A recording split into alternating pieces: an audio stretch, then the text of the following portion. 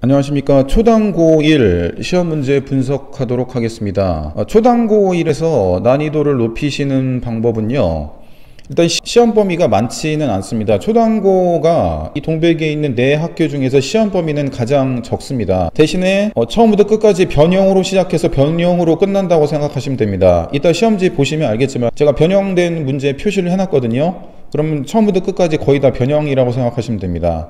그러니까 시험 범위는 적은데, 그리고 시험 범위도 그 비수능 유형의 문제가 많습니다. 근데 시험 문제는 굉장히 수능 유형에 맞게 가장 비슷하게 출제를 하십니다. 아이러니하죠.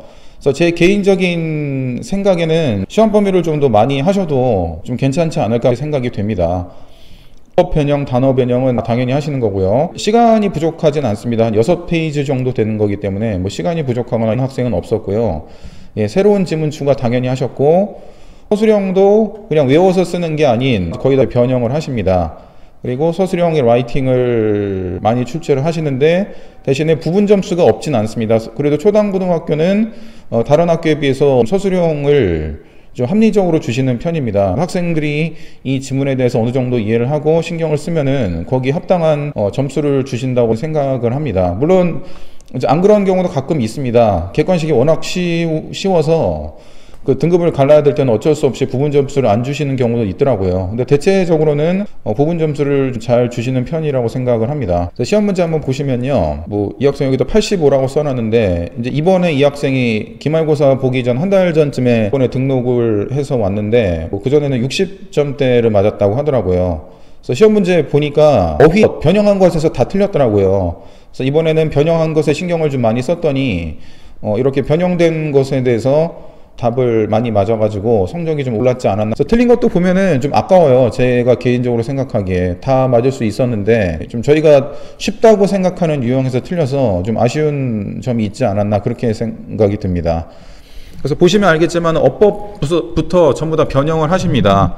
그 투부정사를 동명사로 바꾸시고, 접속사 다음에 주어 동사 있는 거를 이렇게 투부정사로 바꾸시고, 어휘 문제는 뭐 당연히 바꾸시고요. 이제 이런 거는 없는 건데 만드셨어요.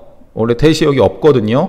근데 목적격 대시 생략될 수 있는데 이제 이걸 일부러 만드시고, 요게 맞는지 틀리는지, 관계대명사 위치인지 뭐 대신지 이런 식으로, 이런 평소 문법 실력이 좀 부족해서 6번 같은 경우에는 틀리지 않았나, 그렇게 생각이 되고요. 충분히 맞을 수 있었던 문제라고 저는 생각이 됐는데, 아마 요 부분이 해석이 안 됐거나 아니면은 요거에 대한 주제를 잘못 생각하는 게 아닌가, 그렇게 생각이 됩니다. 그리고 10번 같은 경우에도 그냥 어휘만 바꾸시는 게 아니고 이렇게 그 문장까지 전부 다 바꿔가지고 난이도를 높이셨고요. 연결어 같은 경우도 보통은 잘 안 바꾸시는데 이제 비슷한 다른 접속사로 바꾸셔가지고 난이도를 높이셨습니다. 연결어 같은 경우도 비슷한 뜻의 다른 연결어로 이걸 바꾸셔가지고 출제를 하셔서 난이도를 높이셨고요. 그러니까 여기 있는 거를 외운 대로 비슷한 거 찍으시면 당연히 틀리는 거고, 이 학생이 중간고사 때는 그렇게 답을 찍어가지고 왔더라고요. 이제 그러면 안 된다고 설명을 해줬습니다. 문맥상 알맞은 낱말 전부 다 변형을 하셨고, 여기 있는 단어 전부 다 변형을 하셨는데, 평소 어휘 모의고사 실력만 있으면은 그렇게 어렵지 않게 풀 수 있지 않았나, 그렇게 생각이 됩니다. 여기도 전부 다 변형을 하셨고요. 이런 건 이제 서술형으로 내셨죠. 적절하지 않은 거 변형까지 한 다음에 이게 문맥상 맞는지 안 맞는지. 2번이 이게 서술형이 굉장히 많이 어려웠을 텐데, 이게 가정법 과거 완료를 쓰란 얘기거든요. 원래는 without이라든지 그런 게 나왔을 텐데 여기 조건에 맞는 것으로 바꿔서 쓰게 하라는 그런 문제가 나왔습니다. 그래서 여기에서 아마 점수가 좀 깎이지 않았을까, 그렇게 생각이 됩니다.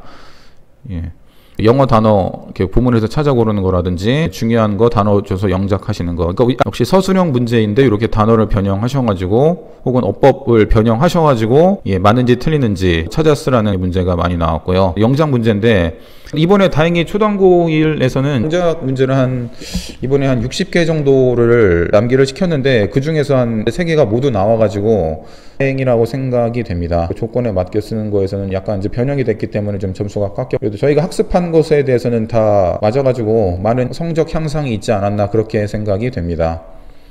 다시 한번 초당고1 정리하시면은 이런 식으로 어법 변형, 단어 변형, 새로운 지문을 추가하시기 때문에 객관식에서는 단순하게 암기를 하셔서는 고득점을 받을 수가 없고 평소에 수능 능력을 키우시는 게 좋습니다.